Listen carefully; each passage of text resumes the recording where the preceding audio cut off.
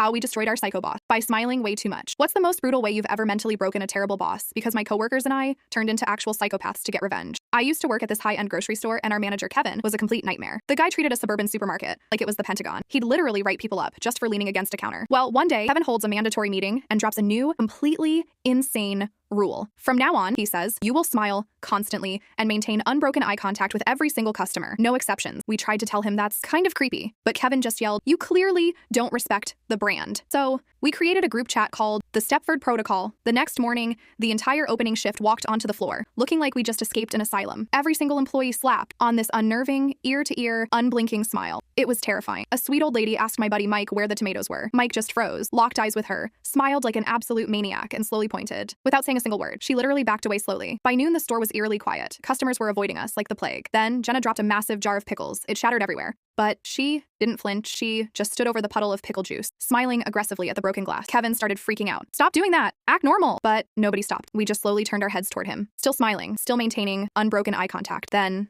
the absolute jackpot. The regional manager walked in for a surprise inspection. He walks up to the deli counter, and there are 4 employees standing shoulder to shoulder, grinning like they're in a horror movie, staring directly into his soul. The regional manager looks at them, looks at a hyperventilating Kevin, and goes, Kevin, what on earth is wrong with your staff? And before Kevin could even stammer out an excuse, Mike slowly raises a laminated copy of Kevin's new rulebook. He taps the unbroken eye contact and constant smiling policy, and just keeps smiling. Kevin was transferred to another state 3 days